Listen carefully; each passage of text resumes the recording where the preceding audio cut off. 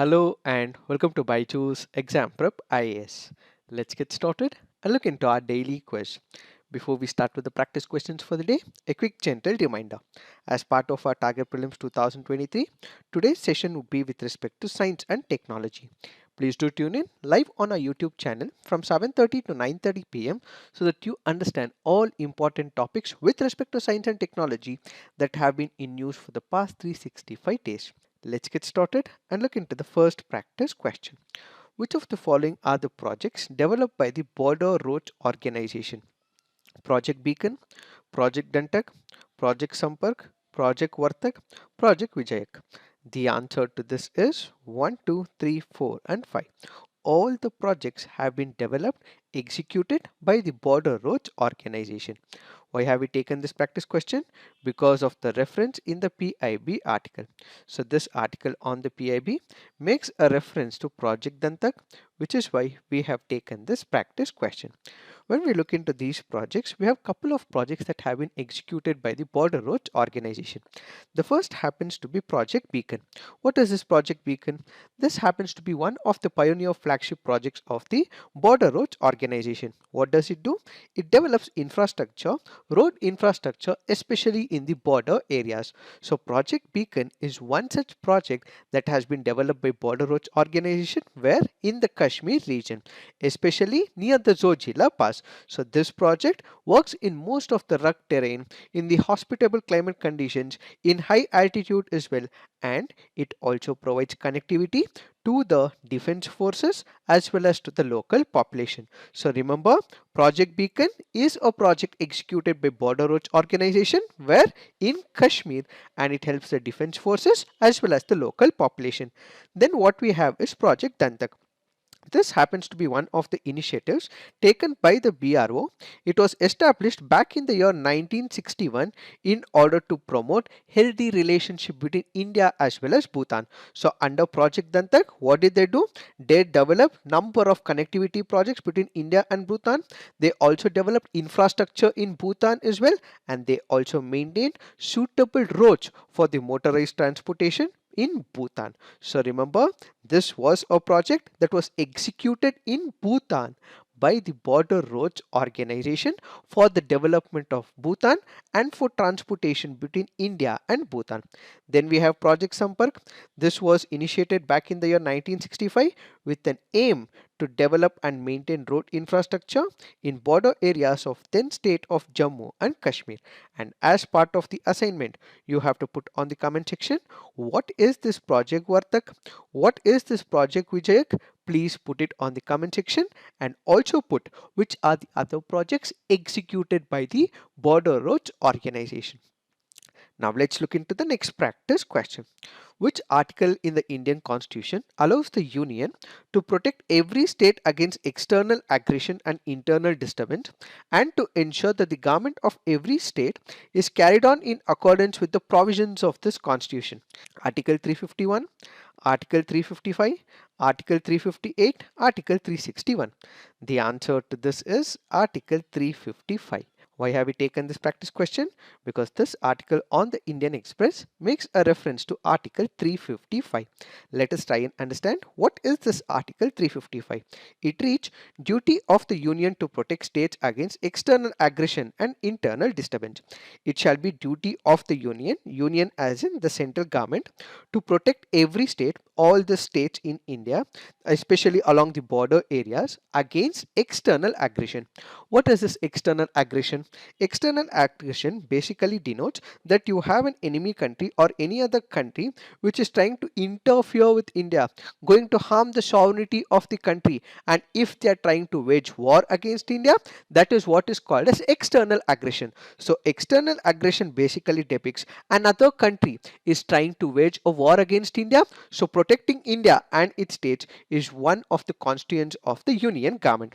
And then what we have is the internal disturbance. What is this internal disturbance? Let's say, for example, we have some of the insurgent groups that are operating, let's say in the state of Manipur, or let's say in the state of West Bengal, or there are groups which want to break away India within India, and there are Naxalite movements that are operating as well. How do we control it? State governments have already been given power under the 7th schedule. That is, the public order and the police are under the control of the state. But what if they are not able to control? In that case, what we have is the union government. The union government would be able to protect the state from the internal disturbances, which can be the Naxalite movement, it can be the insurgency, so on and so forth. So first is the external aggression, second is the internal disturbance, and to also ensure that government of every state is carried on in accordance with the provisions of the constitution. So remember, we have article 355, which is part of the emergency provisions, that is contained in part 18 of the Constitution of India from article 352 up until 360. Now let's look into the next practice question. Which of the following statements are correct with respect to rare diseases? All the rare diseases are genetic and hence affects a large number of children. According to National Policy of Rare Diseases, Group 1 diseases are those requiring long-term or lifelong treatment. Which of the statements are correct? The answer to this is none. Why have we taken this practice question? Because this article on the Hindu makes a reference to rare diseases, which is why we have taken this practice question. Let us try and understand what are these statements. When you look into the first statement, all the rare diseases are genetic and hence affects a large number of children. The point to be noted is all. No, mostly. Most of the rare diseases are genetic, as much as more than 70% are genetic diseases, but not all, which means the first statement is wrong. And when you look into the second statement, according to National Policy of Rare Diseases, Group 1 diseases are those requiring long-term or lifelong treatment. This statement is once again wrong. Why? That is because when it comes to Group 1, what we have is disorders amenable to one-time curative treatment. Then we have Group 2, which requires long-term or lifelong treatment, having relatively low cost of treatment and benefit that has been documented in literature. Then what we have is Group 3, diseases for which definitive treatment is available, but challenge are to make optimal patient selection for benefit very high cost and lifelong therapy. So what we have is a statement that is made with respect to Group 2 and not Group 1. So second statement is also wrong. So what we have is the National Policy for Rare Diseases, which came into picture in 2021, and they have done such a categorization. So what are these rare diseases? There is no universally accepted definition of rare disease. This basically means that when it comes to rare disease, it infects or it harms very less number of people. There is not much of infrastructure development. Pharmacy companies are not keen on developing any of the drugs, so on and so forth. Why? Because there are very minuscule number who have been infected by this particular disease. So, and if there are drugs that are developed for such diseases, they are called as orphan drugs. Why? Because it is for a very minuscule number of people that these drugs are created for. So basically, when we speak about rare disease, it is a disease that afflicts fewer than 2 lakh people. And do note, most of the rare diseases are genetic. It is not all, and hence it affects a large number of children. What are the issues with the rare disease? When it comes to the rare disease, what exactly happens? There is lack of treatment for such people. There is loss of lives as well. Why? Because pharmacy people are not investing a lot on the medical drugs. This ultimately means there is a lot of impact on the children, and it also means that there is high cost that these parents will have to spend as well. That is why we have the Delhi High Court, which has ordered the presence of the Secretary of the Union Health Ministry before it for non-compliance of its order directing release of 5 crore. Since it is a costly affair, it had asked for the release of amount. Since that is not done, they have asked the government secretary to come over and give reasons. Now let's look into the next practice question. Consider the following statements. Lovimbya Shingen, the written constitution of Kangleipak, was formally developed by Pitambar Charairongpa. Manipur learned the art of making gunpowder from the Chinese merchants. On the conclusion of the First Anglo-Burmese War, Manipur became a British protectorate. Which of the statements given above are correct? The answer to this is 2 and 3. Why have we taken this practice question? Because this article on the Indian Express makes a reference to Kangleipak, which is why we have taken this practice question. So when we speak about Kangleipak, it had a constitution, and this written constitution was developed by King Loyumba. So we have King Loyumba who made this constitution, and it is not Pitambar Charai Rongpa. So the first statement is wrong. And when we speak about Loyumba Shingen, he happened to be one of the rulers of the Kangleipak kingdom, and it is he who came up with this written constitution. He consolidated the kingdom by incorporating most of the principalities that were in and around his kingdom. And as part of the assignment, you have to put on the comment section during whose rule did this kingdom saw the peaks of administration. During whose rule administration was good, during whose rule the state was able to reach the zenith, is what you have to put on the comment section. Manipur also learned the art of making gunpowder from the Chinese merchants. Yes, this statement is right. And on the conclusion of the first Anglo-Burmese war, Manipur, yes, did become a British protectorate. The second and the third statements are right. The first statement is wrong. So the answer to this would be 2 and 3. To understand what is happening in Manipur, what are the internal security threats, who are the Métis, who are the Cookies, and what is the role of the Nagas, we have recorded an explained session exclusively for the very same topic. Kindly look into it. Now let's look into the next practice question. Satellites used for communication relay are kept in a geostationary orbit.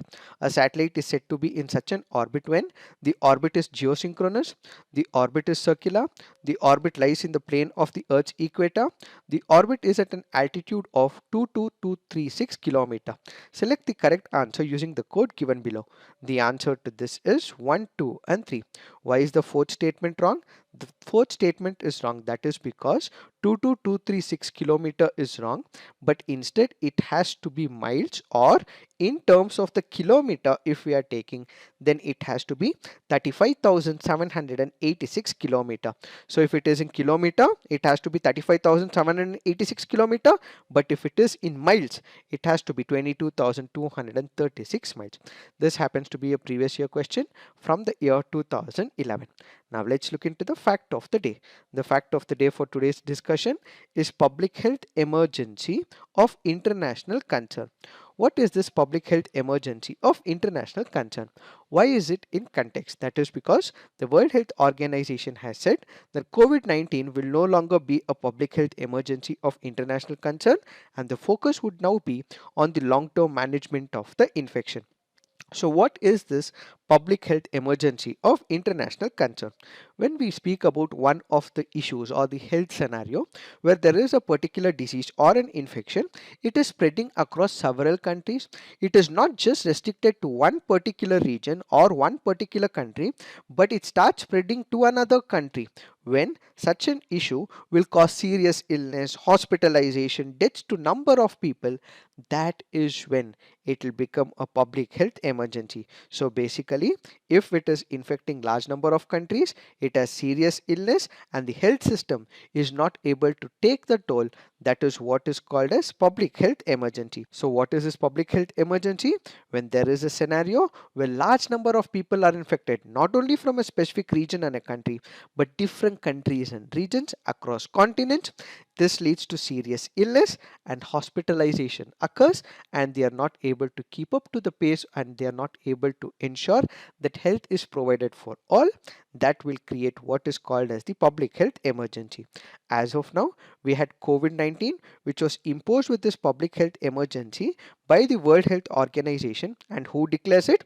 It is the Director General of the World Health Organization. Now, they have gone ahead and said that World Health Organization says that COVID-19 is no more public health emergency, which means the impact is comparatively reduced over a period of time, and we are able to battle it. We are able to have a strategy for it. That is why it has been removed from the public health emergency. So basically, over the past few years, we've had the vaccines. We've also had hybrid immunity as well. What is this hybrid immunity? One, people who have been infected have the natural immunity, and people have also been vaccinated as well. So we have hybrid immunity, and we have also been able to come up with procedures to understand various issues with respect to COVID-19. Since we have a strategy to fight it, what we have is this this public health emergency for COVID-19 is currently being removed. So at this particular moment, deep surveillance will not be required for the COVID-19. Is what is this article all about? It is this that we have to understand with respect to this topic. So this is it for today. Thank you for watching. All the best.